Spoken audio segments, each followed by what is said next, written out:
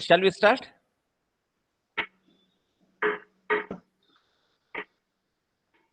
Okay. Friends, a warm good morning and wishing you all a very happy and healthy life. I wish all the people, those who have joined from Karnataka, a very happy Kannada Rajyotsava. And also to the people, those who have joined from Chhattisgarh, a very happy Chhattisgarh Rajyotsava. Indeed, it's a pleasure and honor to start this day with good friends of ours. Dr. Yogananda Rao, who is a very good friend of mine, who teaches in Jain University, is the resource person of today's e-seminar. Another friend of mine, Dr. Anita Sharma, who hails from Shimla, she is the chairperson of today's event. Dr. Shamta Chaudhary from Kota, Rajasthan, is the master of ceremonies. Indeed, it's very important for a person to take us to the ultimate destination. So we have with us the master of ceremonies in the form of Shamta Chaudhary. Dr. Shamta Chaudhary is a great helping hand for ISPEL because she is the one who admits all the participants, who records all the events of ISPEL, and she is the one who takes care of every technical aspects of ISPEL. Dr. Shamta Chaudhary is head Department of English in the School of Social Sciences and Humanities in Vardhaman Mahavir Open University, Kota, Rajasthan. She is also the Deputy Director for the Center for Quality Assurance and Research. She has published many national and international papers in the national and international journals and has presented her papers in India and abroad. She has her publications with Macmillan and Orient Black Swan. At the same time, she is a very good creative writer. She is the one who has introduced various innovative courses in her university, and she is the one who is taking care of many things at the university.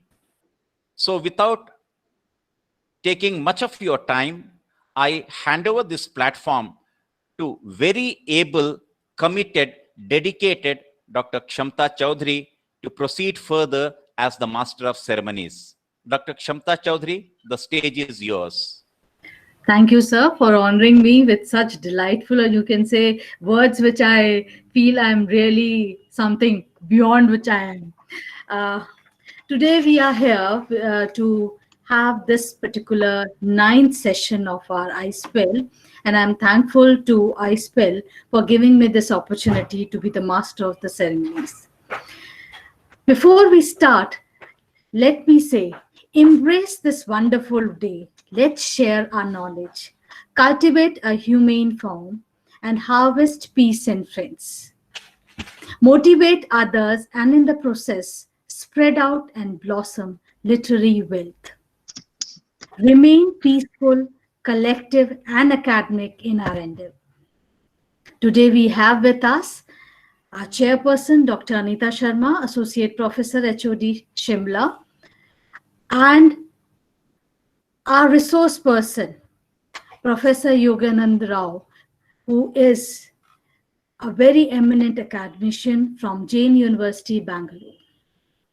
Professor Rao is currently teaching postgraduate Department of English, and he has been sharing his knowledge for past 33 years. We are indeed privileged to hear him out on the topic Historiography of Ecocriticism, which he specializes in it, along with popular cultural studies, Indian drama, curriculum, and research design. He has edited several books and published over 40 research papers in national and international journals, apart from being on the editorial and review panel of many reputed journals. We are indeed honored, sir. He has also been on the board of studies of several universities and colleges in India and have supervised many MPhil and PhD researches and dissertations. His MPhil thesis was on animal narratives as social and cultural text, and was honored PhD on the topic License to Thrill, Mapping the Literary Origins and Sociology of Thriller Narratives. I welcome Yogananda sir for his spellbounding, you can say, narratives on this eco-criticism. I welcome you, sir, and I give the ball to you. Start the ball rolling. Over to you, sir. Thank you, ma'am, and thank you, Dr. Anita Sharma. Indeed, it's nice to make acquaintance with you all. And thank you for those kind words, Dr. Shamta Chaudhary, and thank you, all of you, for having, uh, from ISPEL, for having invited me to spend some time with you. What I thought I would do today is this, just share with you some elementary stuff about eco-criticism. What I also thought was this, that I'll keep my presentation at the elementary level. Some of it, of course, since you've been teaching or you may have done your research in eco-criticism, some of it might already be known to you. But then, since this is a virtual platform, there's very little that I can assume. I can only assume that this is some kind of an introduction to eco-criticism. Indeed, if there are any questions that you would like to ask, kind of something that I may not have covered in my presentation, kindly do so toward the end of the, I don't know how it is with you. What is convenient to have an interaction as I go along, or to reserve the questions toward the end? How would it be, Dr. Shamta? What would be the, would that be better, or would having an interaction as I go along, would that be better? Which one would be better? If you can please advise us on this, then I think we can go ahead.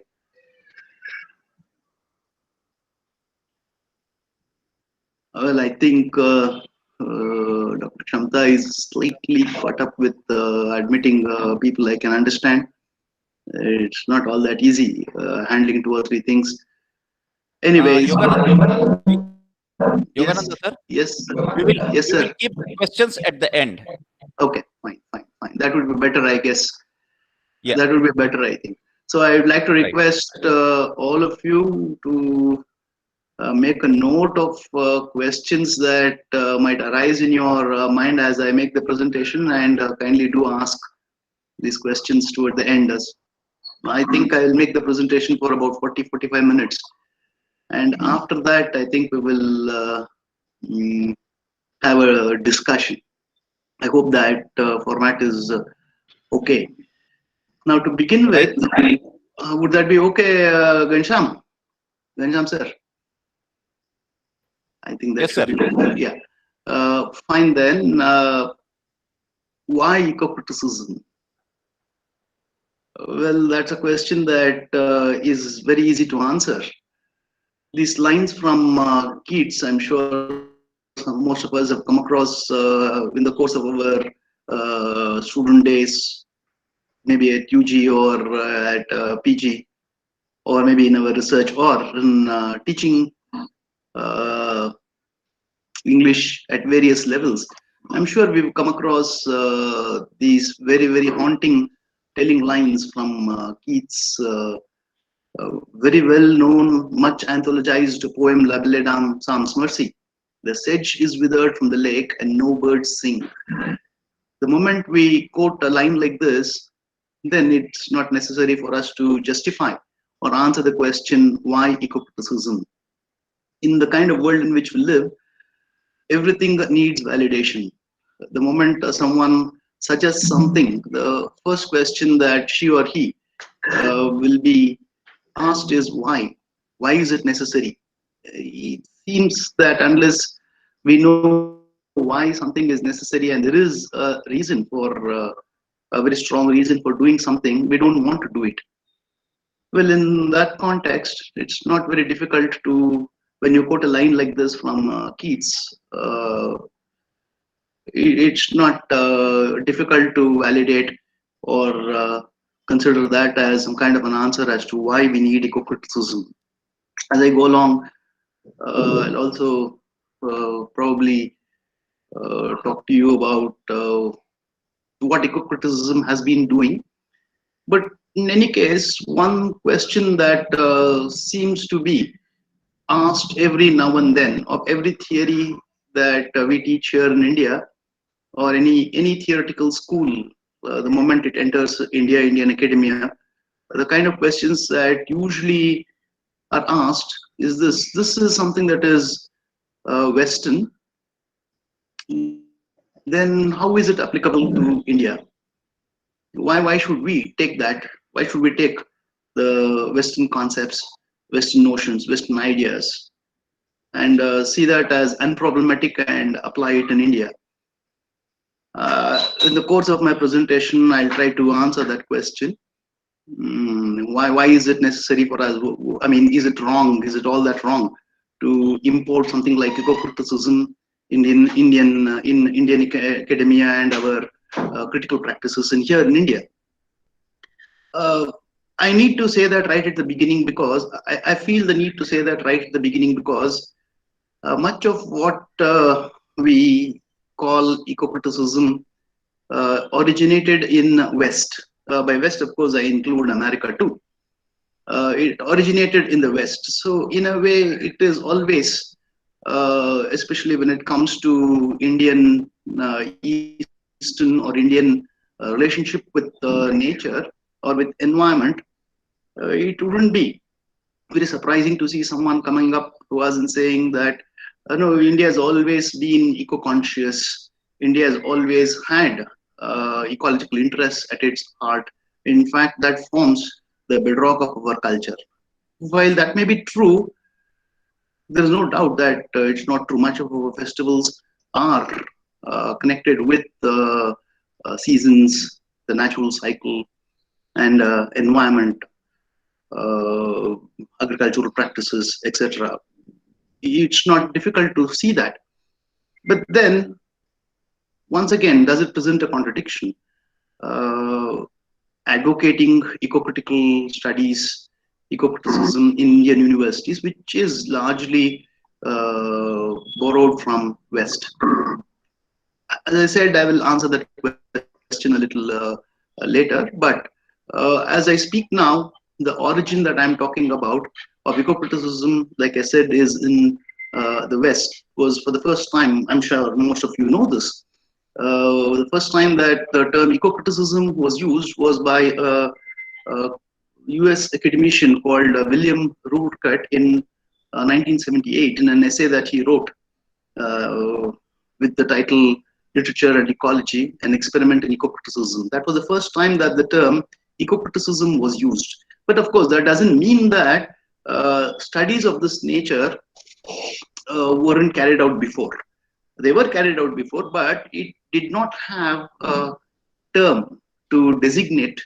The studies did not have a term to designate. They were very, very loosely called as nature studies or things like that. But it was this term that William Rootcut that he used in 1978 that was to become some kind of a designating of practice. This term for quite some time lay dormant. In other words, no one used it for quite some time. That's very, very surprising because we see that somewhere around the same period, 1978, Edward Said's book Orientalism was published. And the moment the book was published, around about the same time, 1978, if we remember, and the moment the book was published, it led to the creation of an institution called Post-Colonial Studies. Now, something like that did not happen with eco-criticism. It lay dormant for quite some time till a graduate student called Cheryl Blott-Felty revived it in a paper that she presented in a conference in 1989, as you can see, 11 years after the term was first used, which means the term hadn't been used, did not become popular for almost 10, 12 years. till Glotfelty used it in her paper. And we also know that Cheryl Glotfelty perhaps is one of the most important names in ecocriticism, especially with the book that she became a worldwide name with the book that she published along with her professor Harold Fromm, the ecocriticism reader, Landmarks in Literary Ecology, one of the first, very first books that appeared and theorized ecocriticism.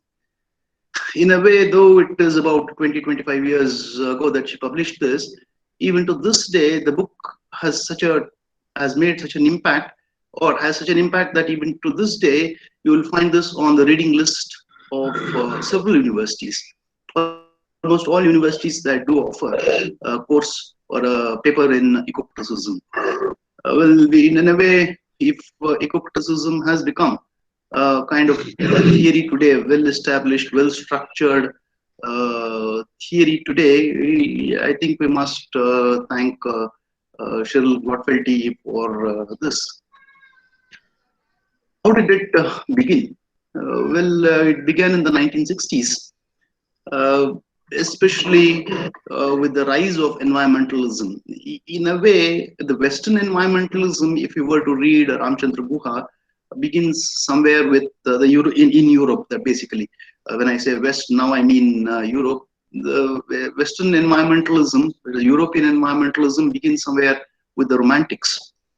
But then, as a theory, it hadn't caught on till, like I said, the last decade of 20th century. Its emergence clearly is linked with ecocriticism's emergence is clearly linked with some kind of an environment consciousness or environmentalism, what we call as environmentalism movement to study human impact on nature, environment, human surroundings, and then the kind of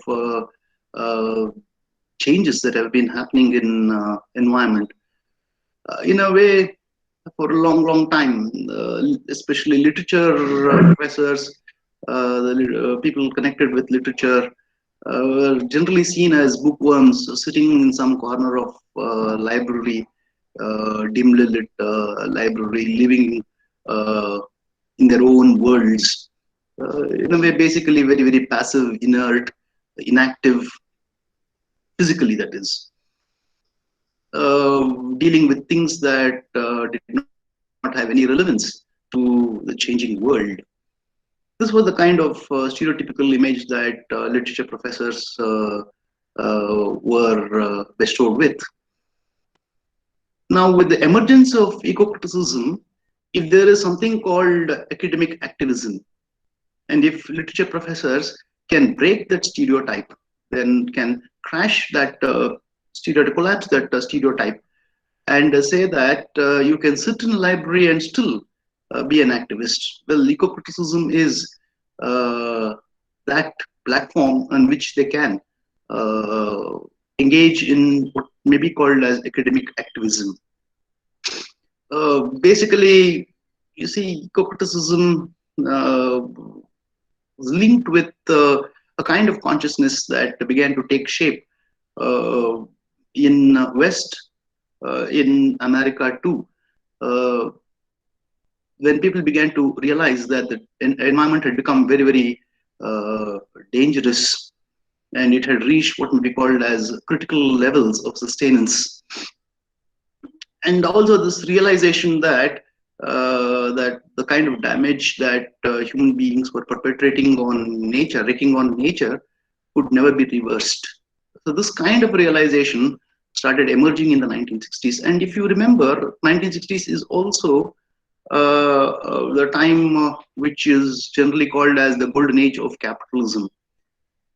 So it's not much of a surprise that ecocriticism or environmentalism arises along with the peaking of capitalism. So in a way, environmental destruction, the idea began with the Romantics when they started writing the kind of poems that they did, when they started exploring nature, environment in their poetry as a result of the destruction that was wreaked upon Europe, especially England, during the early 19th century, basically industrial revolution. And let us not forget that industrial revolution is a very important point in the growth of, in the trajectory of capitalism. So in a way, it doesn't come as a surprise that eco-criticism started emerging in the 1960s. Like I said, the golden age of capitalism. Now, why is environmentalism, eco-criticism, etc., associated so very strongly? Or why would I associate eco-criticism or environmentalism with capitalism? Well, the answer is very, very simple.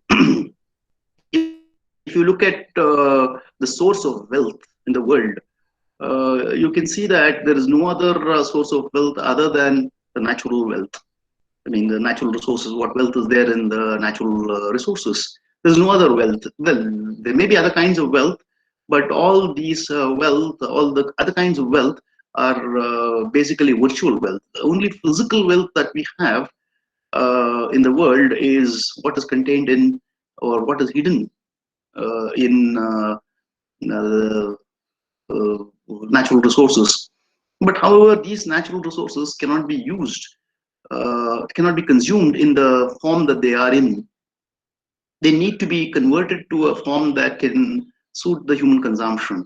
Therefore, that is where technology comes into play. So in a way, it is possible for us to say that technology is a kind of magic wand that converts the unconsumable wealth that's there in natural resources to consumable form for the human beings. So basically, when capitalism thrives on creation of wealth, it can create wealth only at the expense of environment. So it does not come as a surprise that this kind of a consciousness started making a very, very strong impact on the minds of people in West.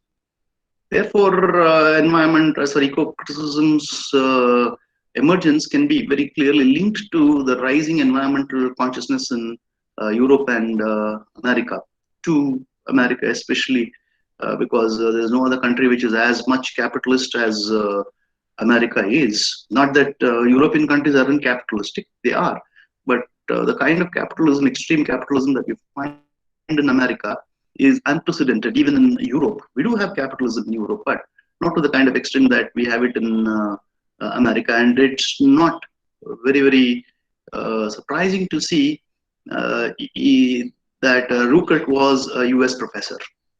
Claude Felty was also a US national. Basically, the starting point for Western eco-criticism again comes from an American text by Rachel Carson called "Silent Spring," which was published in 1962. If there is one single definable point or time which may be said to have kick-started environmentalism, then it is this text, that is "Silent Spring" by Carson, which quite a lot of eco-critics today consider as the basic text, of the founding text of modern environmentalism. And why is it that it has been considered as very, very influential, so very influential that it's called the founding text of modern or environmentalism? Possibly because of the kind of international exposure that it received. And what exactly do we find in Silent Spring? Basically, Rachel Carson was no literature buff. Apart from in her growing up days, apart from reading the general stuff that youngsters, teenagers read, she wasn't steeped in literature as we would like to believe, as considering her text as the foundation text for eco-criticism would lead us to believe. Basically, it was her her report of a kind of study that she carried out. And the study concerned in the 1950s, late 50s and 60s. It was noticed in America that America's national bird, the bald-headed eagle, which is found on most of America's American institutions, government institutions, logos and symbols, the American bald-headed eagle. It was noticed that this bird, which was seen as the pride of America, which was seen as a symbol of America, its population had started dwindling very drastically. And Rachel Carson engaged in a study to find out why exactly was this happening.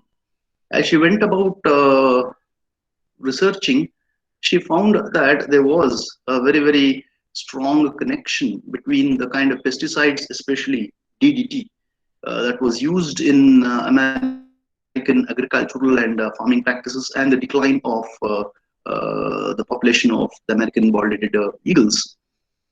Because the use of pesticide, you see, ultimately, no matter what pesticide we use on plants, that is chemical pesticides that we use or chemical fertilizers that we use, ultimately what happens is it finds its way into water sources.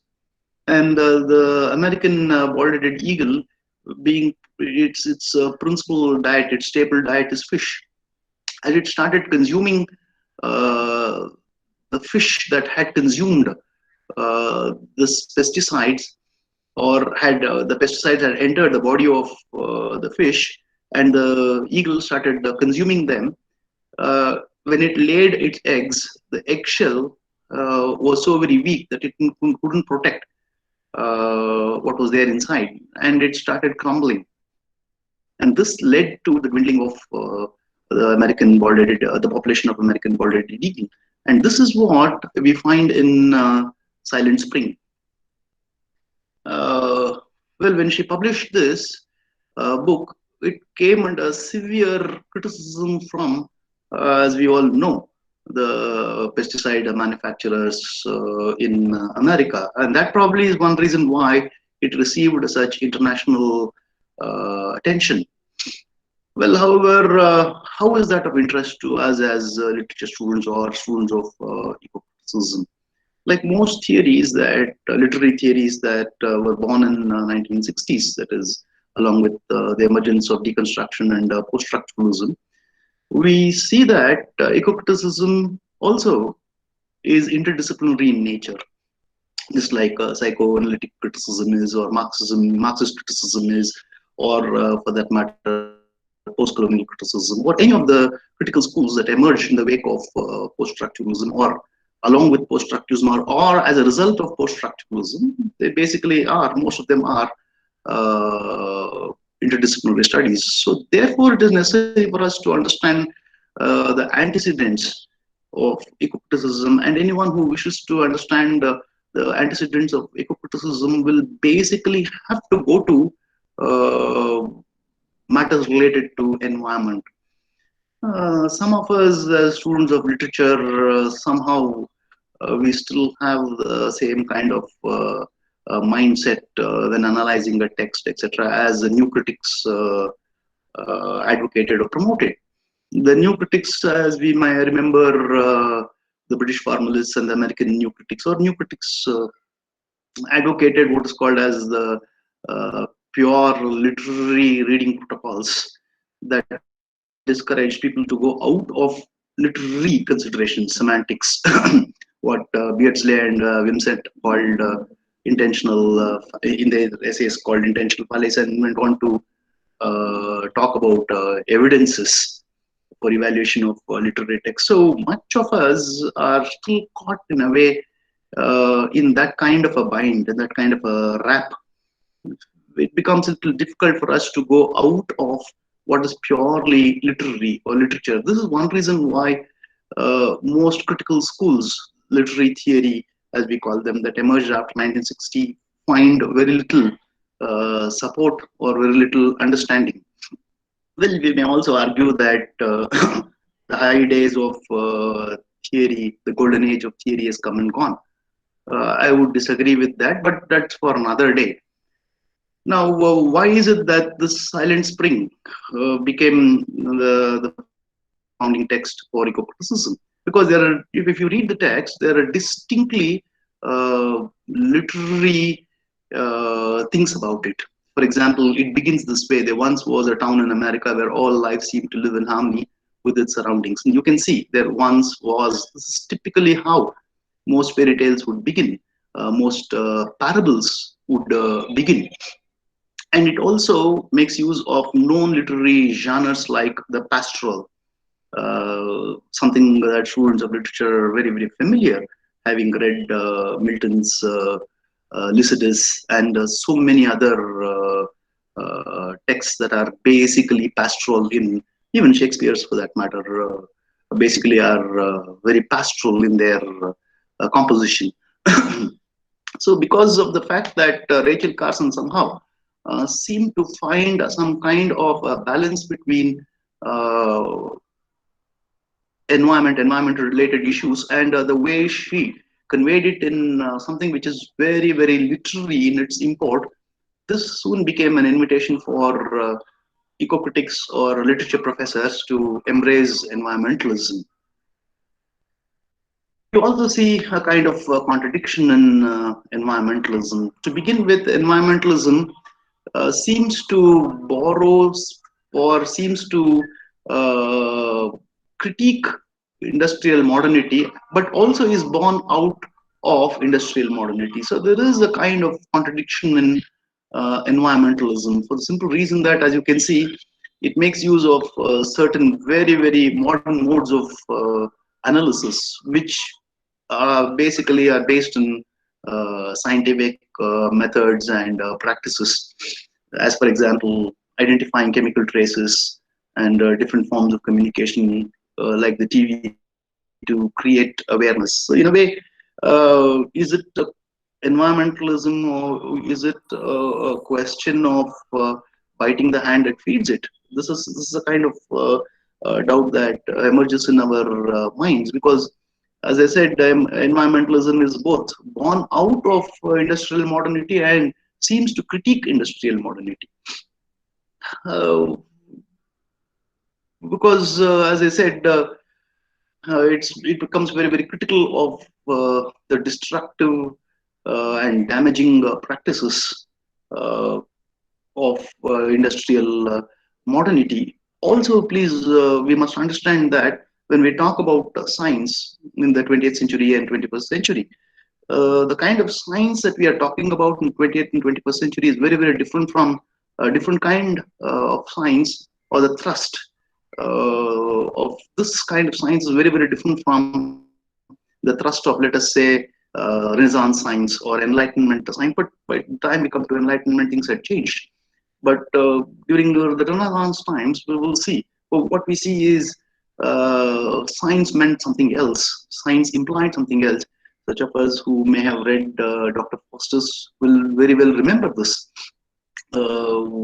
Faustus is a professor, yes, but when he talks about science, please notice that he is not making any distinction between arts, science, and things like that. Basically, science meant a way by which human beings could understand their surroundings. So science basically was a means to some kind of knowledge that typically symbolized by Dr. Faustus in Marlowe's play. But by the time we come to move to the Industrial Revolution, 18th century, 19th century, we see science having undergone a change in its focus. Its interest is not, it seems to have totally changed. It's not the pursuit of knowledge or welfare of mankind as the the Enlightenment philosophers had proposed.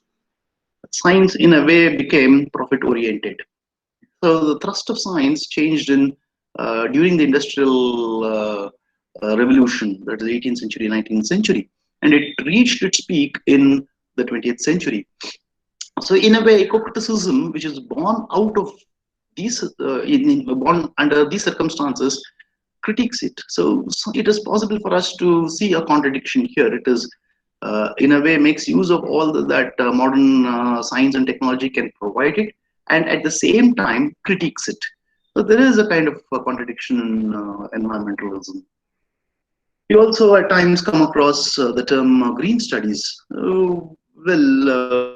What is there any difference between eco-criticism and green studies? As I was telling you a few minutes ago, it was not as if that literature students did not engage with nature, environment in literary texts. But basically, they were known as the study of nature writing, not eco-criticism. It became current only with Ruckert's use of the term, coining of the term. We also come across the term green studies being used every now and then. Any student of eco-criticism, as he begins to do some preliminary reference work, it would not be very surprising to come across a term like green studies. What we have to understand is this: eco-criticism is the American variety, and green studies is the British variety. But then, is it only a matter of national variants, or is there any difference in the two? Initially, yes, there was. So, therefore, the US variant was basically celebratory in nature, celebrating nature, celebrating environment, whereas the UK variety was minatory, that is, sought to warn about environmental threats. This is how Peter Barry, in his book Beginning Theory, distinguishes between the two variants, the US and the UK variety. Uh, Now, it's not very surprising because, in a way, eco-criticism in America can be traced to Thoreau and Emerson. And when we read their writings, we see that there is a kind of celebratory note in their writing whenever they talk about nature. For example, Thoreau's Walden and Emerson's nature, etc. But when it comes to the British Romantics, from which the British green studies seems to be very strongly connected with, you can see that basically the British Romantics wrote the way they did about nature because, in a way, it was a kind of a warning. They were reacting to, responding to what was happening in England, and England in particular, and in Europe in general, because of the kind of destruction that industrial revolution had brought about. So, in a way, because of the antecedents of American and the British varieties, American variety in the initial stages was very celebratory. The American eco-criticism was very celebratory, and the US variety was very critical about the damage that was being caused. Uh, this was in the initial stages, but over a period of the last 15 years or so, last 10-15 years or so, uh, it appears as if there is no difference at all. In the initial stages, there were differences, but now there are no differences at all. As I said, were there no studies carried out of this nature that is normally associated with eco-criticism? Were there no such studies earlier? There were. One of the earliest studies to emerge in UK was Aldous Huxley's essay, Wordsworth in the Tropics, where he asks this question. This was, remember, in 1929, 40, 50 years before, 60 years before the term eco-criticism was coined. In this essay, if you read this essay, he just asks this question: if Wordsworth seems to have a very what should we say, harmonious relationship with nature, always praising nature, talking about the bounteous nature, 10,000 saw I at a glance, tossing their heads in a sprightly dance, etc., etc. The question that Aldous Huxley asks in this essay is this: if Wordsworth had been born in something like, say, Africa or equatorial climate, or in tropical climates like India, would he have still spoken about nature the way he did? That's a question that, that's the kind of question that eco-critics these days ask. Then also, we know Raymond Williams, associated with cultural studies, one of the most important theorists in cultural studies. His book, The Country and the City, published in 1973. This is all these books, all these works or engagements with nature, study of nature in literary texts were much before much before the origin of eco-criticism. In India too, and this book, Annette Colonni's Lay of the Land, 1975, and then in India, Rabindranath Tagore's as early as 1922, Creative Unity. Some very important. These are some very important studies that we would today call eco-criticism, but wasn't called eco-criticism back in the day or back at the time when they were written. Eco-criticism is not new for me to say this, but something that is very well known. Simply, eco-criticism is literary and cultural criticism from an environmentalist perspective, also called as literary eco discourse. What do eco-critics typically do? They read texts in terms of their environmentally harmful or helpful effects. That means, in other words, they recognize that the texts have always been read, or environment has always been seen in relation to human beings. That is basically anthropocentric. What any eco-critic would do is simply turn this around and would look at nature not from human perspective but environment's perspective. That is what they do. And like I said, one of the things that can be a little disconcerting for a student of literature is this, that while it's necessary, if it is important for us to do eco-criticism, it's also necessary for us to be associated or have some kind of an understanding of different disciplines like ecology, philosophy, biology, sociology, etc. That is why I said a few minutes ago, like most schools that emerged in the wake of post-structuralism or as a result of post-structuralist criticism, post-structuralist movement, eco-criticism demands some kind of an interdisciplinary approach. It stresses, emphasizes interdisciplinary approach. So it's necessary for us as students of eco-criticism to be familiar with these different disciplines. In a way, you see, today when we talk about eco-criticism, it's not just with literary texts that we engage with. It's also possible that today films, TV serials, music, representation of urban spaces, etc., are also critically analyzed. Therefore, you will not find it very surprising to see movies like, say, Avatar being analyzed in eco-critical terms. Some concepts that eco-critics or students of eco-criticism need to understand, which are very frequently used in eco-criticism, terms like ecology, which is a study of natural interdependencies, ecosystem, local set of conditions that support life, ecological niche, food chain, Anthropocene, etc., etc. See, very interestingly, the concept of food chain. How does it look at the world? I mean, how does it look at human and natural worlds? It looks at it as some kind of a pyramid. Basically, food is associated with energy. One creature eats another, and in turn is eaten or rots down to nutrients. Now, this is what we mean by food chain. So, therefore, here we see plants, grass, plants, etc., trees, etc., at the bottom of the pyramid, bottom of the triangle or the pyramid. And on top of this is what we call as the herbivores, the deer, the cow, etc. And on top of the food chain sit the carnivores, tigers, etc. Now, please notice how this concept of food chain has conditioned our uh, conservation practices. For example, in 1973 in India, we had one of the most important conservation practices being inaugurated, which we call as the Project Tiger.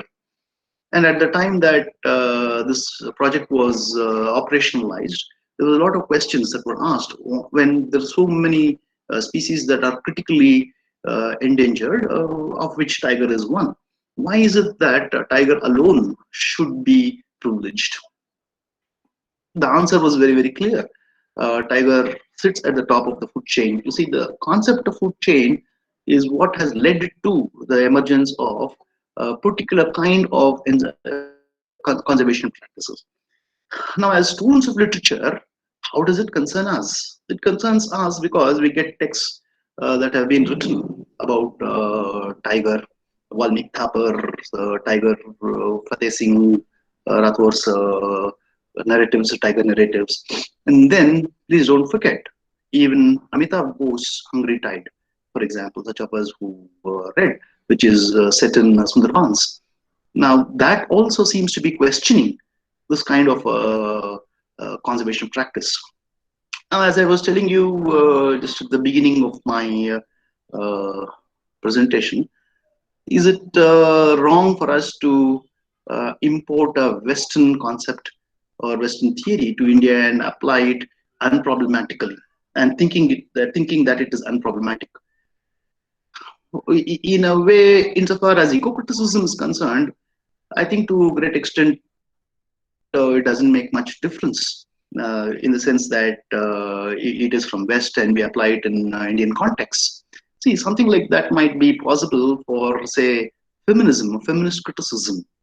But when it comes to eco-criticism, I don't think an objection like that would be very, very valid, because please remember this concept of food chain, which became the founding principle for our conservation practices here in India. The very concept, for example, of having tiger reserves or national parks or tiger sanctuaries, etc. That typically is Western conservation practices.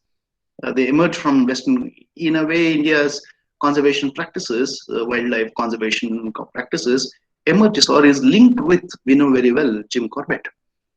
So today it's too little too late to say that we cannot apply, we cannot import eco-criticism, something like eco-criticism, and apply it in, or teach it or discuss it in Indian context. I find that a little difficult to accept.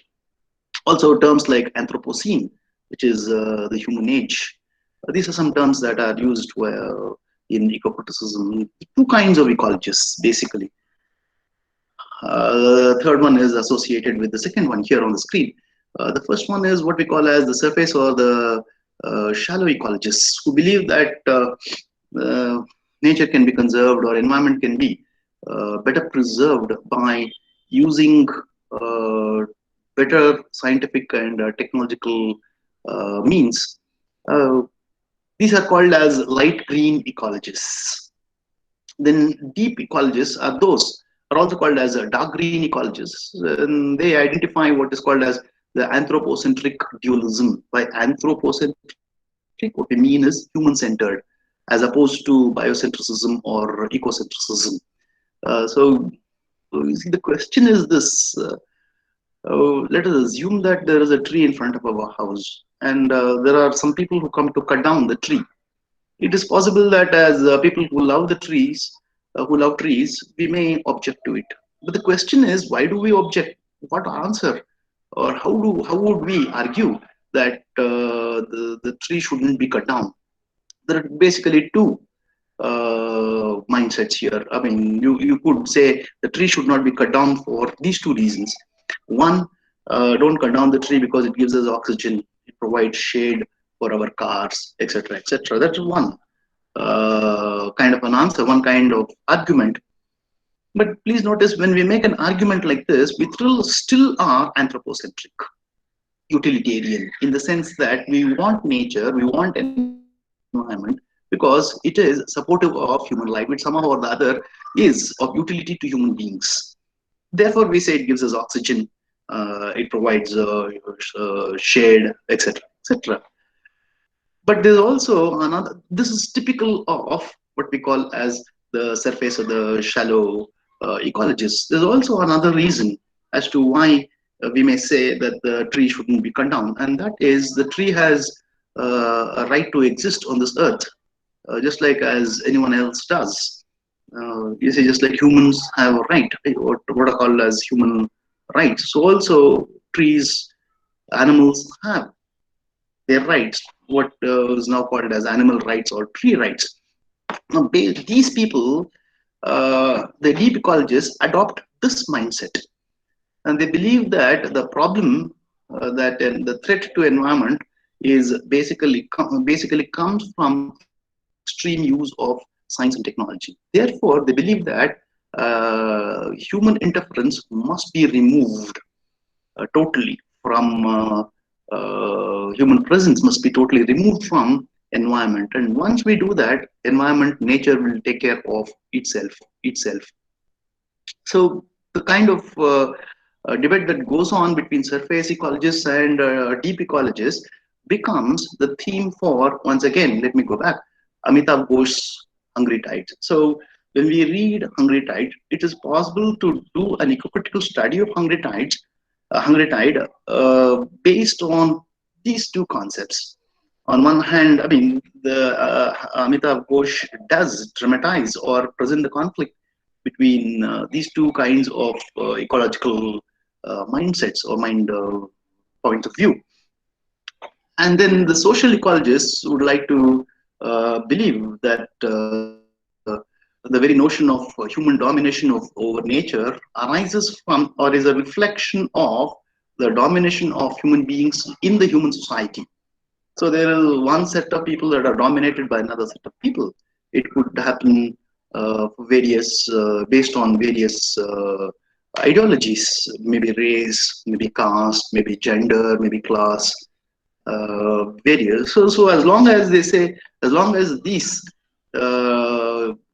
exist in this human world, the domination of nature or suppression of nature, insubordination of nature or environment will continue. So the only way to bring about a change in human attitude to nature is to bring about a change in the human society itself. So you can have these two attitudes, as I was telling you, anthropocentric, basically, which places humanity, the center of all forms of life, and everything is regarded as resources to be consumed by human beings. Now, basically, when an example is to be given for anthropocentrism, the example is usually taken from the Bible, the Genesis, the Old Testament, the first book of Genesis, where, of course, Christian creation myth, where God creates the earth and everything on the earth over a period of 5-6 days, and then creates human beings, that is Adam and Eve, on the sixth day, and tells Adam and Eve that the entire world, or rather the paradise, the Garden of Eden, is theirs, and they can use it any way they want. They can enjoy whatever there is in this garden. Now that is seen as some kind of a template for anthropocentric views, where human beings view that everything is there in the environment is for the benefit of human beings. Now, I may have given an example from the Bible. Well, then, industrial revolution, modern science, modern technology, modern industries also somehow are connected with that line of thinking. They seem to be perpetuating that line of thinking. In opposition to this is the biocentric or ecocentric view. Most ecocritics will adopt this view, which considers that nature or environment is to be placed in the center and must be looked at. I mean, the world must be looked at from environment's perspective. Generally, deep ecologists adopt this view, that is the bicentric view. Now, I think I've taken enough time. Let me quickly wind up. We can also talk about different stages in the development of ecocriticism. This is why it is necessary for us to understand the development. In order to understand the development of ecocriticism, that is, draw historiography of ecocriticism, it is necessary to understand how it developed over a period of time. Any theory does, for that matter. Feminism did, post-colonial theories also did.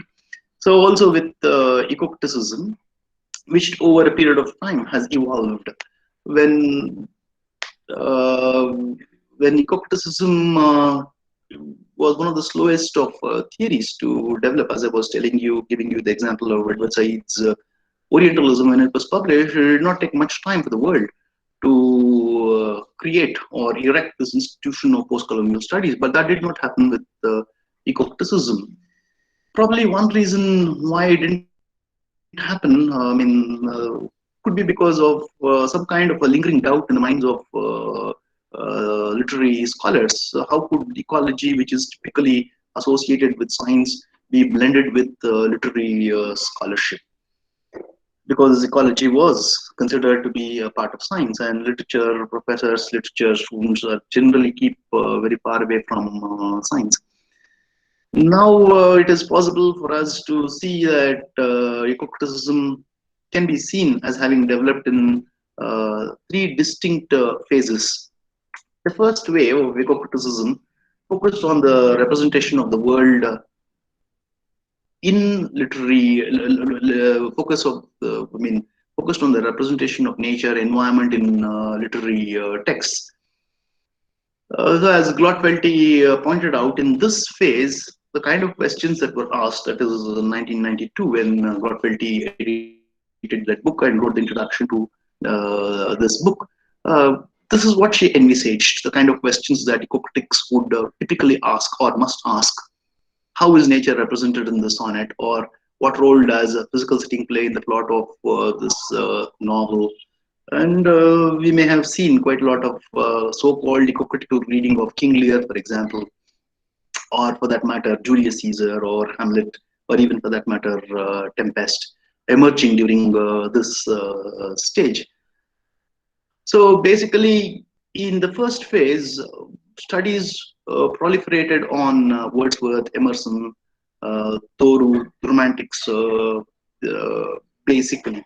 And if you notice, in the first phase of ecocriticism, works and writers whose works were typically associated with, in which had no absolutely no doubt at all. We had no doubt at all about their writings being associated with nature. So ecocriticism's first wave consisted of subjecting texts that were obviously about nature. Once again, to quote Peter Barry, or that was obviously connected with nature or about nature, this being studied. So this was the first wave of ecocriticism. In the second wave of ecocriticism, there was a change in its focus, in its thrust. Now, the first wave of ecocriticism did not, though you see, ecocriticism was born at a time when post-structuralism started becoming current. Most theories that were born as a result of post-structuralist theories, post-structuralism, believed that everything is socially linguistically constructed, what Derrida called as metaphysics of presence. And so did, of course, Sartre. Though, of course, he did not use the term metaphysics of presence. The term metaphysics of presence was used by Derrida. So most post-structuralist deconstructionists believe that there was no such thing called a given. Everything was constructed and constructed through language. The first phase of ecocriticism steered clear of this. One of the very, very few literary theories that emerged during that period which did not subscribe to this view. But this changed in the second wave of ecocriticism, when the very idea of nature was seen as being constructed. See, is there something called nature? And if we understand nature, in what way how do we understand nature? So basically, even what is considered as nature is linguistically and socially constructed, culturally constructed. So this is a kind of change that came about in the second wave of ecocriticism. And the construction of nature they held was political, as was everything else. This kind of a thinking that emerged in the second wave of ecocriticism is what led to the emergence of ecofeminism and post-colonial ecocriticism. This is something that we do not find in the first wave of ecocriticism. It's only in the second wave that we talk about ecofeminism and post-colonial ecocriticism. Well, of course, it's not very difficult for us to know what ecofeminism is and post-colonial ecocriticism is. This is born in the second wave of ecocriticism. We see a very, very strong influence of the socialist, ecologist mode of thinking in the emergence of these kind of groups or subgroups within ecocriticism. Ecofeminists point out that in most cultures, nature is constructed and identified as female. Therefore, ecofeminism starts making sense. Most of you are aware that Vandana Shiva, our own Vandana Shiva, India's Vandana Shiva, is one of the most important figures in eco-feminist criticism. Though, of course, she does not subject literary text to criticism, but we can. When it comes to theorizing of eco-criticism, we do see Vandana Shiva as one of the most important eco-feminists. It identifies androcentric dualism, that is man, woman. Eco-feminists argue that the manner in which nature is suppressed, subordinated, is the same way in which women have been subordinated and degraded. If you happen to read this book that Vandana Shiva wrote, quite a lot of books, especially this book called Biopiracy. You will see that this is the idea that is very, very strongly argued in that essay. So also post-colonial and neo-colonial eco-criticism explores the connection between ideological constructions of nature, then how colonized people are exploited and their environments are exploited. It is in this context that Tempest began to be re-examined. You can also see the development of eco-criticism in the readings of texts. The early eco-critical studies of, for example, Tempest, and later eco-critical studies of, especially if you read the Green Shakespeare, published about 10-15 years ago. If you read the essays that are included in Green Shakespeare, you can see that it is already showing a distinct evidences of having moved away from the first wave of eco-criticism to the second wave of eco-criticism. And this is also, when we talk about post-colonial or neo-colonial eco-criticism, we also talk about rich nation environmentalism and the environmentalism of poor, the terms that are coined by Ramchandra Guha. And then we also see the idea of environmental justice or environmental refugees surfacing in this period. Once again, if we go back to the text that I was referring to earlier, that is Amitabh Ghosh's Hungry Tide. Once again, it's possible for us to make an eco-critical study of the text from this point of view to that. You see, even if you apply eco-criticism to literary text, it is possible to apply different precepts of eco-criticism to the analysis of literary text. About a few minutes ago, I said it is possible for us to look at Hungry Tide, make a eco-critical study of Hungry Tide based on the environment, ecological positions that it seems to dramatize. It is also possible to look at Hungry Tide from another ecological, eco-critical perspective, that is as advocating or bringing to our notice the idea of environmental refugees. So even as we subject the text to eco-critical studies, it is possible for us to take different concepts or different aspects of eco-criticism and apply it to literary texts. And the third wave was supposed to have begun approximately in 2009. This is the time where we see that there is some kind of a realization that ecological crises are not local. This is also one reason why people don't take environmental damage or environmental destruction so very seriously. That is something that the third wave of eco-criticism recognized, because the effects of environmental degradation are not localized, and the effects are not immediately apparent. In other words, this is what we call as deterritorialization. In other words, something that happens thousands of kilometers away in the polar regions, it will start affecting countries like India, any country for that matter. But it is very difficult for us to pinpoint why exactly such things are happening. In fact, in the last 3-4 years, we see that monsoon seasons have gone for a toss in India. In my own state, Karnataka, traditionally places which never received any rainfall at all, now have instances of flooding in the last 1 or 2 years. And this has been attributed to the El Nino effect, that cyclone, that hurricane, as you can see, as you know, that broke out 3 years ago in the American oceans and the seas. See, the problem is that no one can very clearly pin, rather place or point out the finger and say this is why it is happening. And moreover, when something happens, it might be a result of something having happened in thousand kilometers away. That's also one reason why people don't seem to be taking ecosystem, or rather ecological uh, disasters or damage, that very seriously, because it's not immediately visible.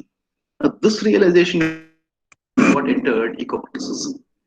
So this argues that global capitalism is responsible for global ecological crisis. And then now, the fourth wave. Now, eco-criticism seems to be in its fourth wave, and we see that here there is this distinction that is removed from human, distinction that's made between human and non-human being erased. Therefore, if you happen to read some of the latest studies, eco-critical studies, you will see that terms like animals are not used, because you also have animal studies uh, entering now.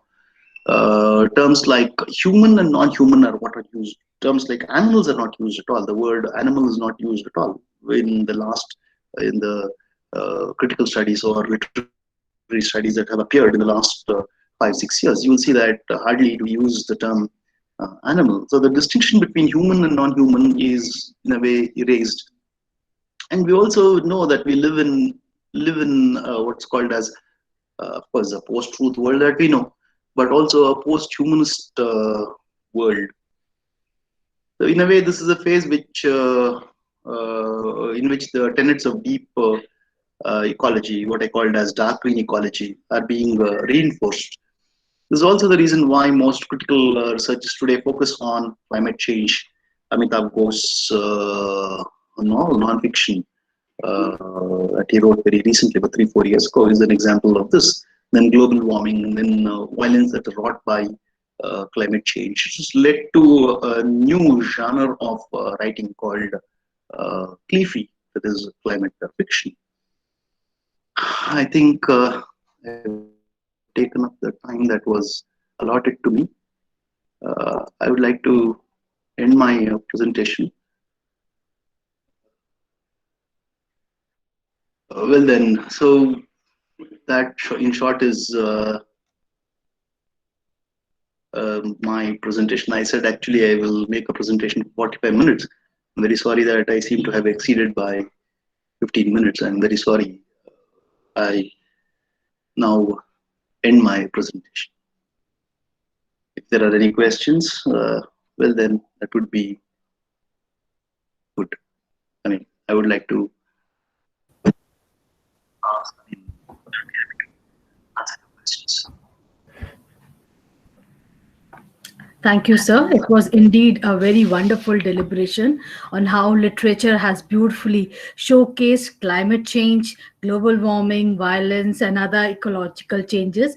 And the history you presented before us had a, you can say, gave us a very beautiful scenario as to how literature has incorporated what's there in the society. Thank you, sir. Thank you, ma'am. Thank you. I I'm happy that you found it useful. So it was indeed useful. It was like so soft has been the morning glow of sun, a feeling of wintry chill about to set. By the summer warmth of a whispering say, I only perceive just the iceberg of a huge joy of coziness and warmth. It was indeed beautiful. I could see the nature casting its spell, and it was indeed a pleasure hearing you. One question has been posed by Murli Krishnan, sir. He is asking as to how do we locate eco-criticism in post-theory? Hmm. The very idea that there is something called post theory is problematic for me from my point of view. Though we do use terms like before theory, theory, and post theory, we seem to be very, very vague when it comes to explaining what exactly post theory means. Does it mean that we've moved out of theory at all? There was never a time in literary studies where some theory or the other was not being used, right, for the analysis of literary texts.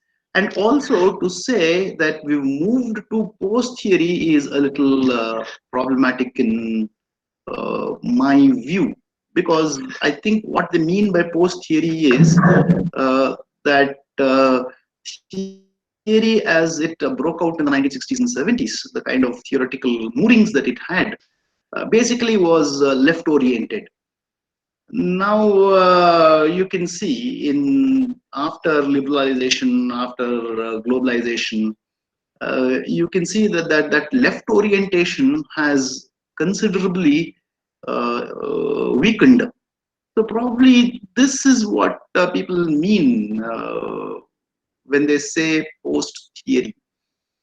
Now it is very difficult in order to analyze the, when we go back to the basics of literary analysis and interpretation, it becomes very, very difficult to see when was there a time ever, if there was a time ever, when some theory or the other was not used for the analysis of a literary text. So what exactly does post theory mean? Would it mean giving up left orientations? Would that mean post theory? We use some theory or the other to the analysis of literary texts. And I think I was trying, that's what I was trying to clarify.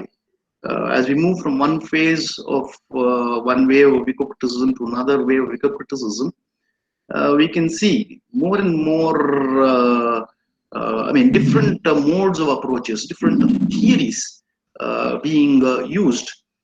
Theory becomes absolutely necessary because in analysis of any literary text or any cultural text, for the simple reason that you need a tool to analyze. If there is an analysis, there must be a tool for analysis.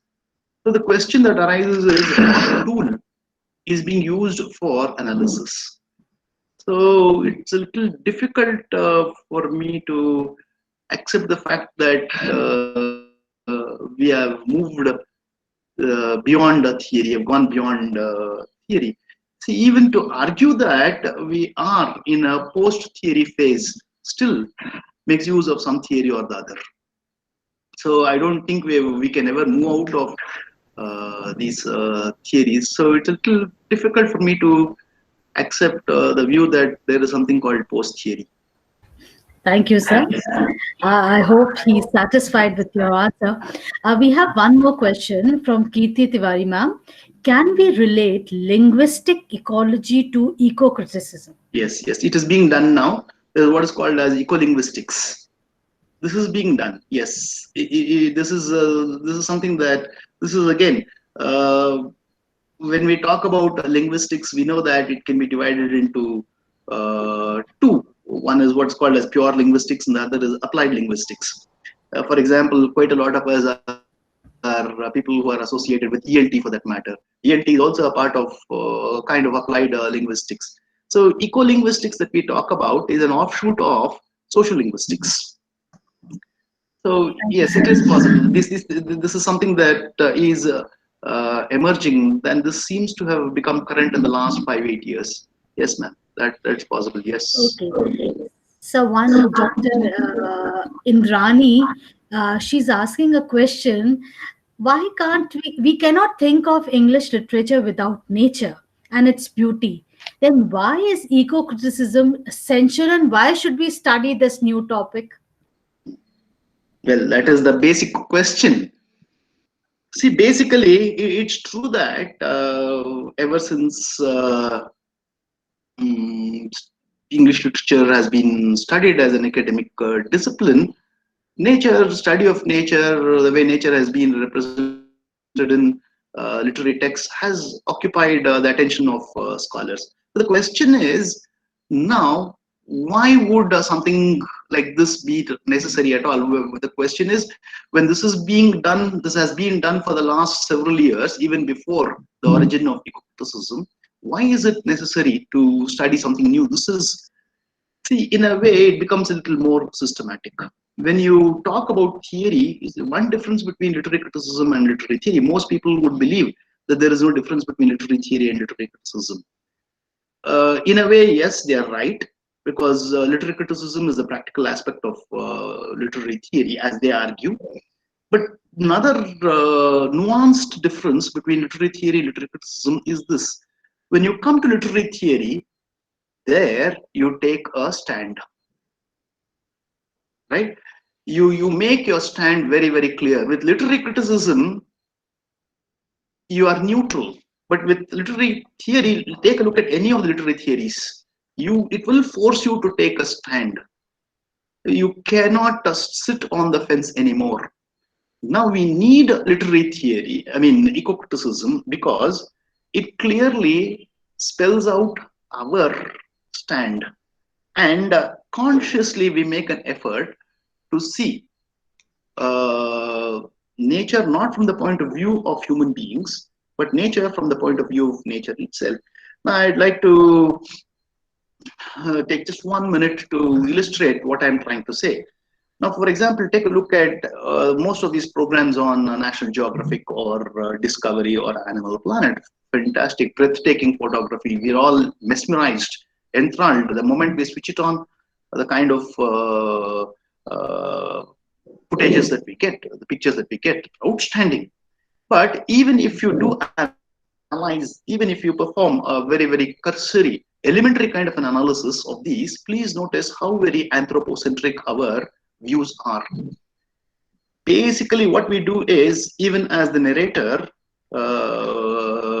narrates, the voiceover in these programs narrates, please notice that there is a very, very strong human bias.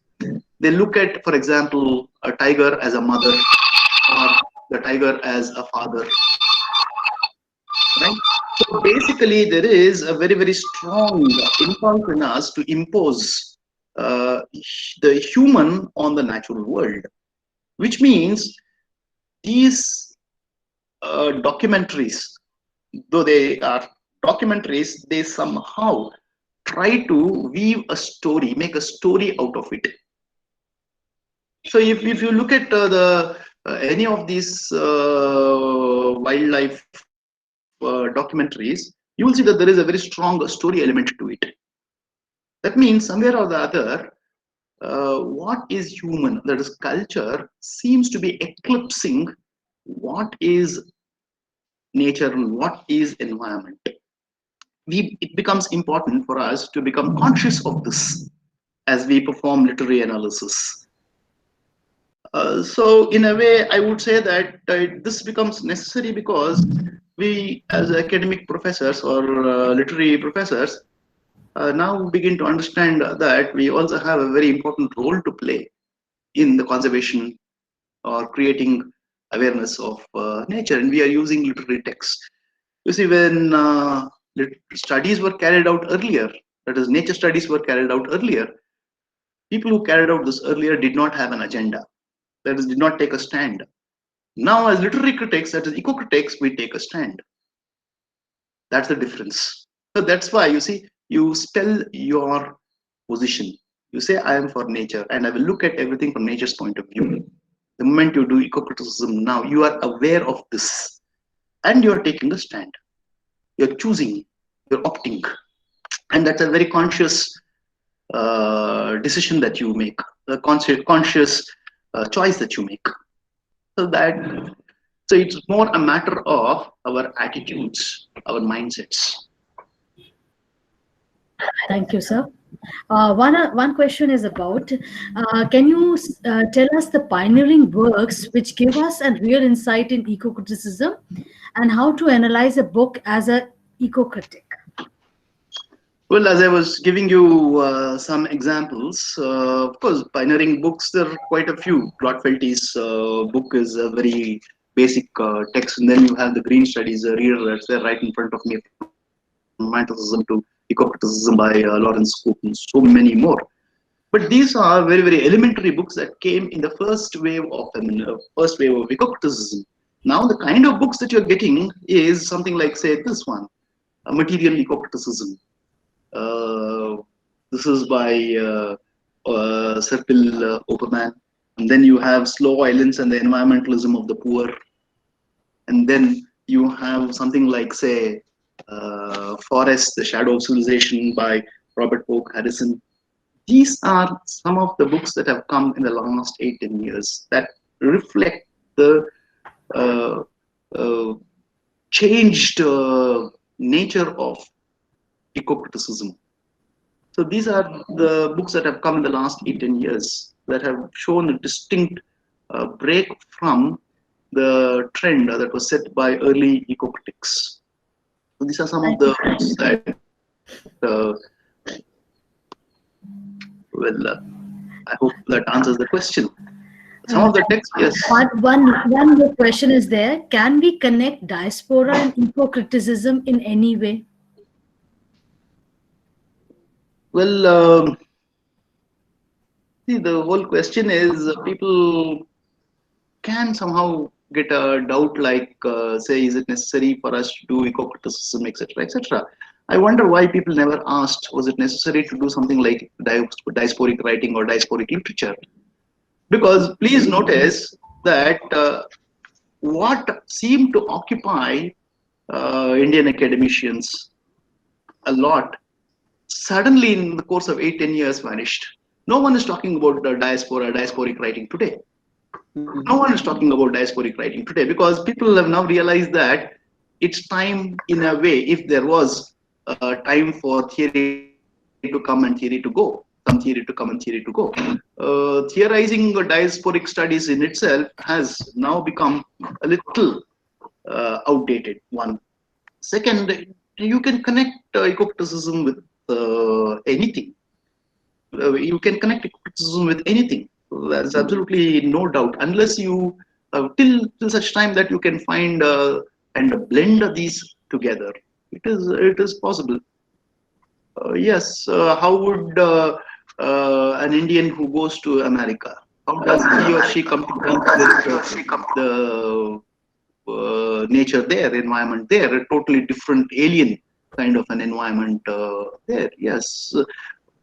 For example, some of the poems, Aga Shahid's poems, some of his poems, Faiz Ahmad Faiz poems, some of the poems that were written by Indians, Pakistanis, Bangladeshis, when they went to Canada for that matter. The kind of cold that you get in Canada is not something that you get anywhere in India. Even in close to Himalayas, you don't get the kind of cold that you get there.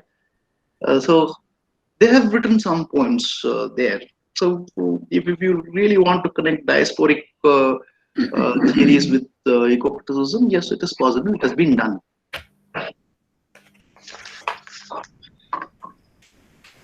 I hope Thank that you. answers. Yes, we have one more question. The last question is, can we connect the operation of silly in color purple as only a feminist text, or can we relate it to ecofeminism? Yes, you can relate it to ecofeminism. Absolutely no doubt about it at all. Because the very idea of the only difference between what we call as feminism and ecofeminism, the only difference between the two is in the construction of what we call as masculinities. Right?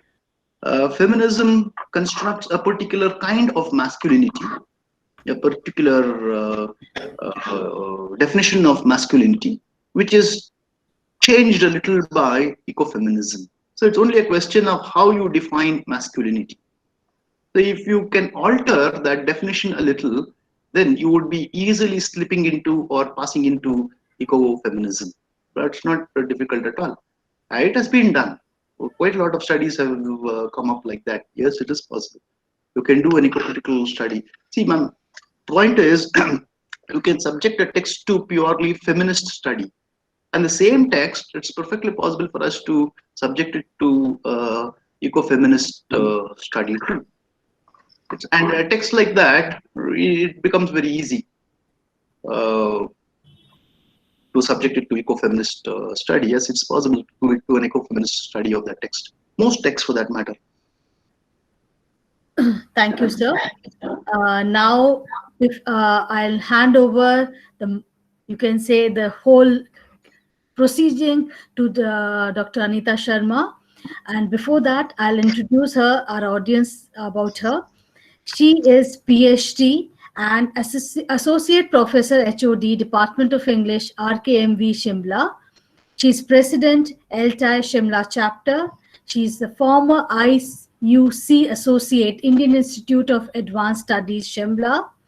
Her specializations are in American poetry, Afro-American studies, Canadian literature, Australian literature, Indian English literature and language, and gender studies and communication skills. We are indeed proud to have you here, ma'am. You have your publication, number of publications numbering to 45, book reviews 3, chapters in books and proceedings 18. Your book, 3 books have been published, and you have a teaching experience of 29 years. You have been awarded as the associateship for 3 months at the Inter-University Center IIAS Shimla and Best Teacher Award by the Rotary Club Shimla. You have been associated with many academic bodies with membership as a founder, editor of Penmanship, now Fiction Quest, editor of member and editor of Langlet, Research Digest, Ripples, Research Scholar, Bodhi Daru. You have been a member of Faculty of Languages in many, you can say, academic bodies, not only in Himachal Pradesh, in other areas also. You have been member of Mellow Sages and Joint Secretary of English Teachers Forum. We welcome you, ma'am, to be part of this particular spell and chairing the session. Over to you, ma'am. Thank you so much, Dr. Kshamta ma'am. I am trying to switch off my video due to my poor net connectivity. So I think you are going to bear with me. As soon as I'll stop speaking, I'll switch on to my video too.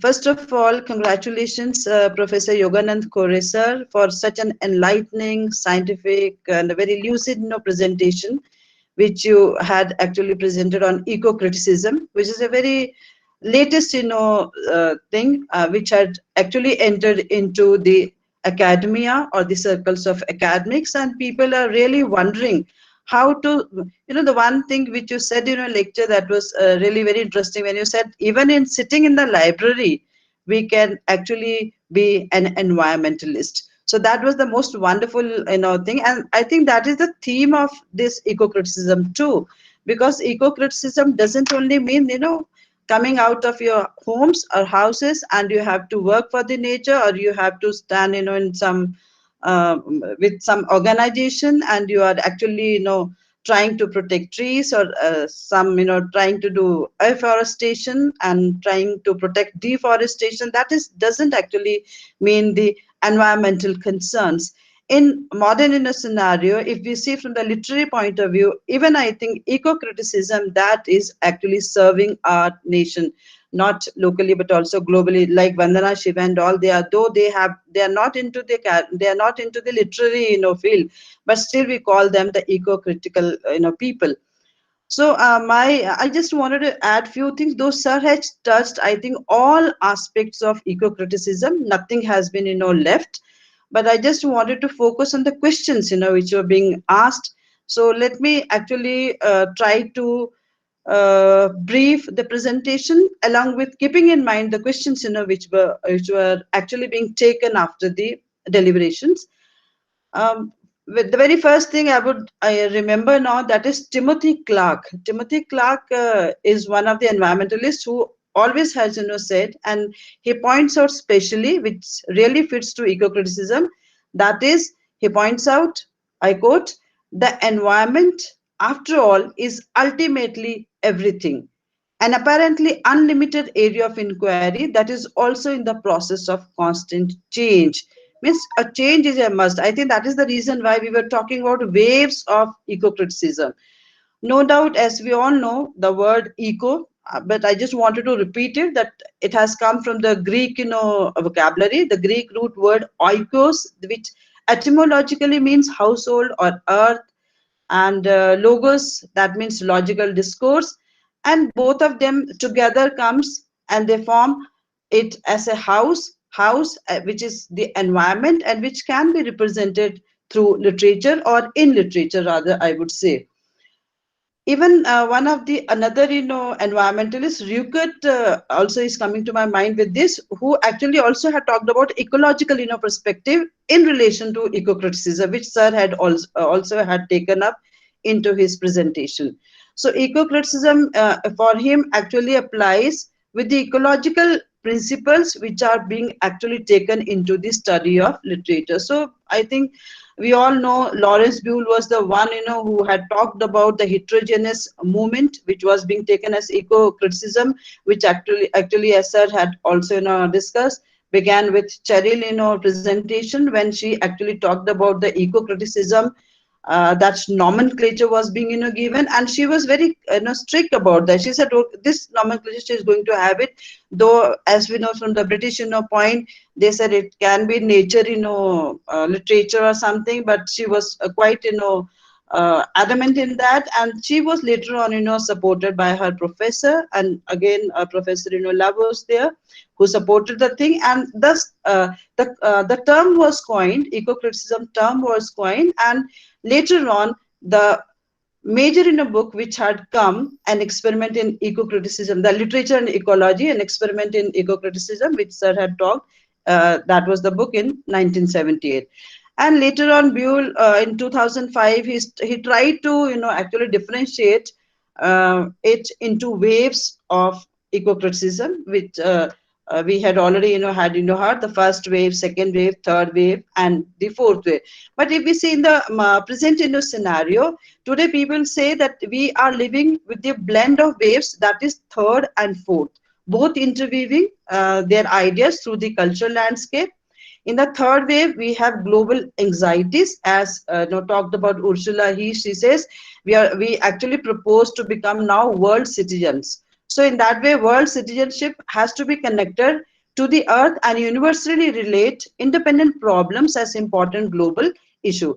While in the fourth way, we talk about the material eco-criticism, because we are going through the consumer world, or the material world, where actually we have to focus on the interchanges across human bodies, animals, as Sir was also talking, even the material wealth, the consumerism culture, that we have to take into consideration, so that we can protect our environment literally as well as practically.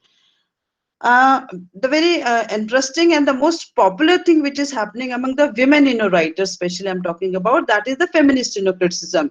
Because in feminist criticism, they come with the eco feminism over there.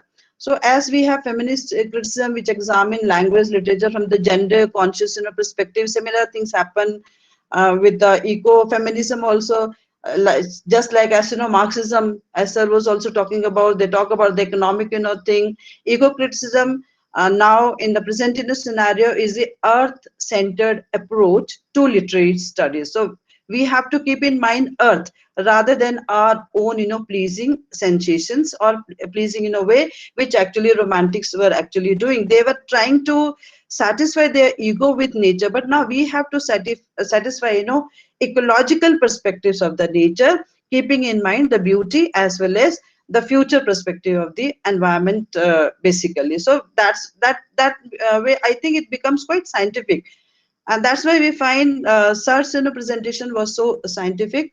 And when we have to actually talk about in the eco-critical tone, I think what questions we must remember while reading a text, like what kind of or how nature is being presented there, or what is the physical setting of the play or novel or the poem which is being given, or is there any ecological wisdom over there, and how you influence the landscapes in that particular text, or how the race, class, or gender, they are being actually being derived or actually being associated with the nature.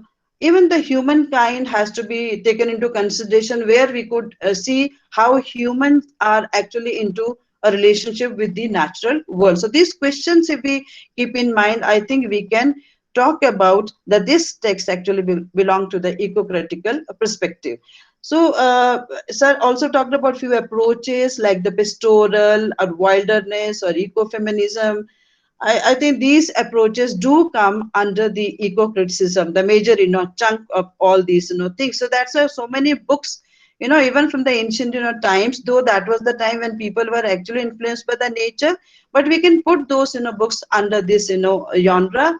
Like I think if we begin from the very beginning, even from the Adams and Eve's journey in the Garden of Eden, that is in the Bible, or Odysseus, that track, where was that sea? Yes, Mediterranean Sea in Homer's Odyssey. I think even they are the literary examples where actually humans are crossing their ways with nature. Similarly, few books which are quite popular, where we can apply the eco-critical perspective, that is Edward Abbey's books like the Desert Solitaire or Silent Spring, as sir also talked about that in a book.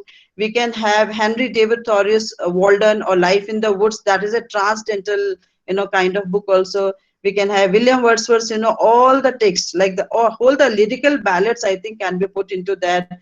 Chaucer's The Franklin Tale, even Shakespeare's, I think, all plays, especially Twelfth Night, Tempest, King Lear, As You Like It, A Midnight, what was that? A Midsummer Night's, Dream. Even such books, Coleridge's, Christabel, you can say, Robert Frost, poetry was there. I think all these, they do actually deal with the natural environment.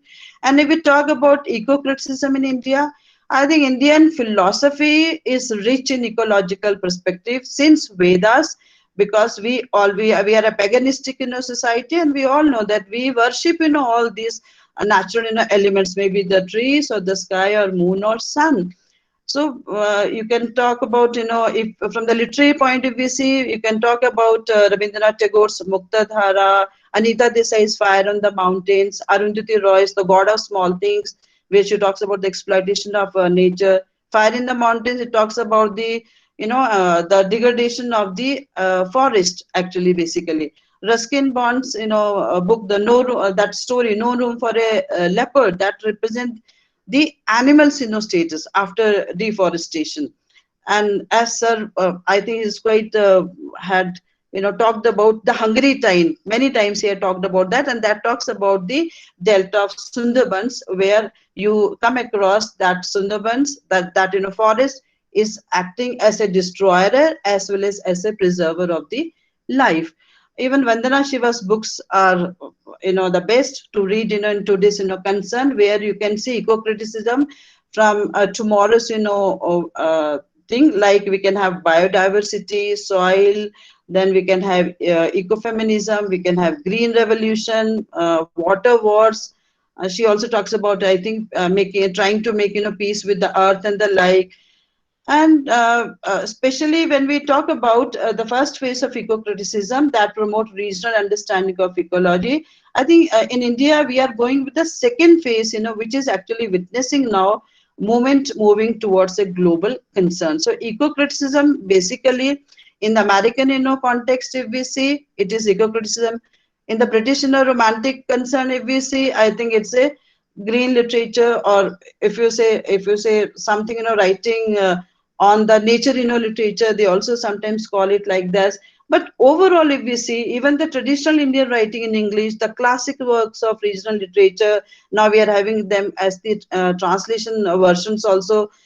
They all actually talk about, and they all actually are representations of the nature. And we learn from those books that to lead a happy life, we have to be in close harmony with nature.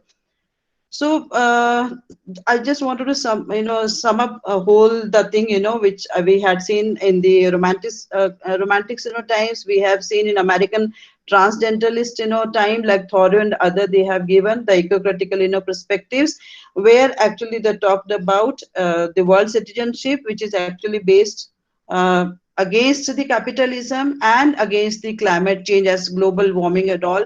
We have to check, and I think Maria Mais and Vandana Shiva, they are working in that in a way. Even if we say to wind up, I would say that we need a pedagogy today, which could be related, as a woman, I can say, which could be related to ecofeminism. Actually, we need several of them. So eco-criticism is a must. We need to start thinking about environmental literature and race. And let's take eco-criticism as an interdisciplinary genre in order to understand the connections of all the things, including the life of the mind and the life of the earth, the life of the heart. We must try to reconnect the disciplines that have become sundered through over specialization. We must not over specialize all the thing.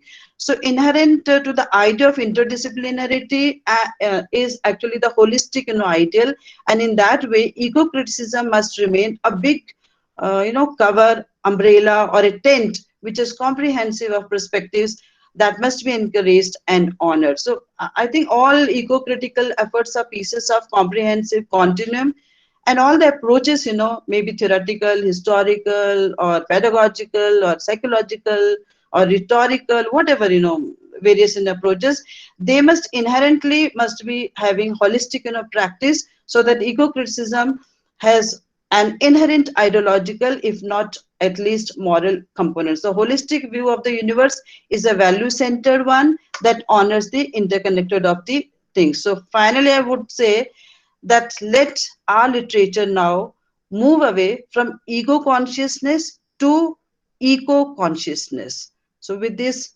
I stop my words. Thank you so much over here, and thank you, Professor Kunsha, for giving us a chance to come and to have such a wonderful lecture from Professor Yoganand Kore, sir. Once again, I congratulate you, sir. Thank you, Kshamta ma'am, for handling the affairs. Thank you so much. Thank you, ma'am. Thank you very much. iSpell is committed to felicitate the fraternity to elevate.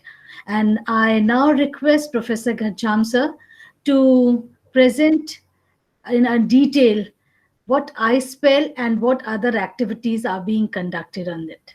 Thank you. Over to you, sir. Right. Thank you, Kshamta, Dr. Kshamta. Thank you very much, Dr. Anita. Thank you very much, Dr. Yogananda, for a wonderful deliberation on eco-criticism. Where you left, Dr. Anita has taken the charge from there. I think these are the basic things what we have to enjoy as far as academicians are concerned. And iSpell is always committed to facilitate, to elevate. We all facilitate each other so that the fraternity could be elevated to a greater extent. And that's what iSpell is doing all these days. And instead of giving certificates, we always believe that a certificate is not a thing which shows your caliber. It's you who show your caliber. Certificates could be there in your wardrobes or in your files or in your folders, but until and unless you understand what is what, then the real certificate comes from your own understanding.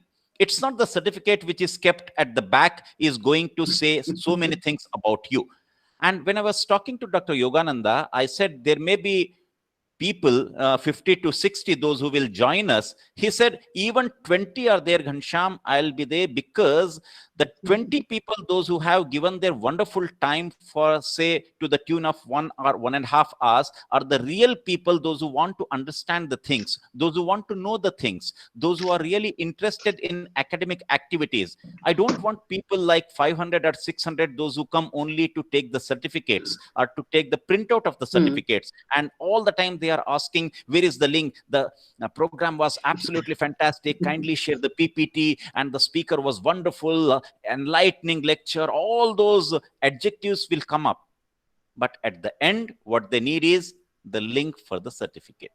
So where iSpell doesn't believe on the link for the certificate, iSpell only believes one thing, that each and every individual has to certify himself or herself. So in this process, Dr. Yogananda Kore was really a great person to enlighten us as far as eco-criticism is concerned, and Dr. Anita for wonderful summation of eco-criticism. And I must thank even Dr. Kshamta for handling this event in a wonderful way. So Dr. Yogananda, to honor you, we don't have anything to give you other than our wishes, other than our what you call it as congratulations for enlightening us in such a great way. And also, this one, what we can give you is the certificate from iSpell. Hope you can see this, sir. Yes, sir, I can see. And you Right. have given me your time. What more can I ask? Time is much more precious than in the kind of world in which we live. Time is more precious than anything else. So thank you Right, very sir. much, sir. Thank you. Thank you. Thank you, sir.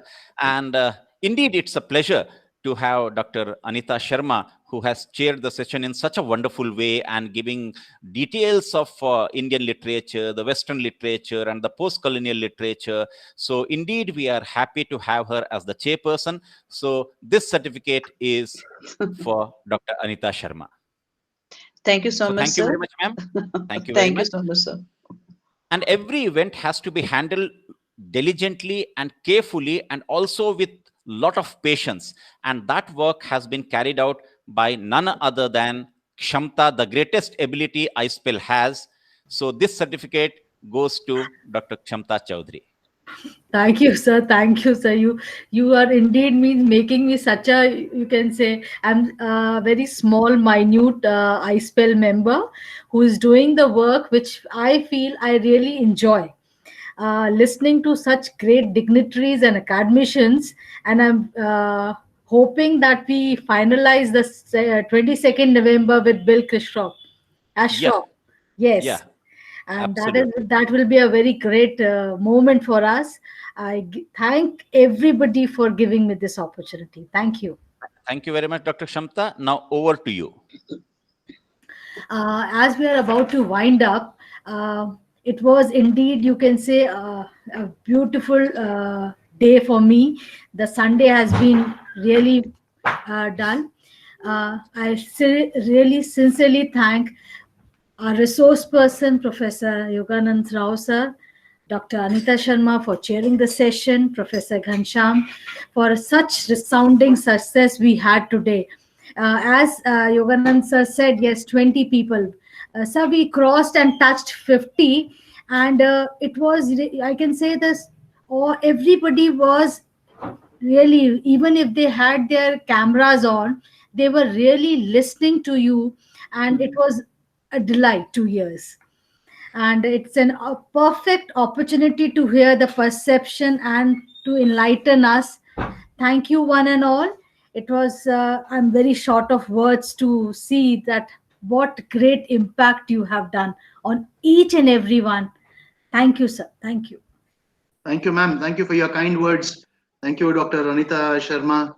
Thank you, all of you, for having listened to me patiently and very well conducted, well organized program. I think I enjoyed. In the last few years, I don't remember a time when I enjoyed as much as I did, though it happened virtually. I was only staring at my screen.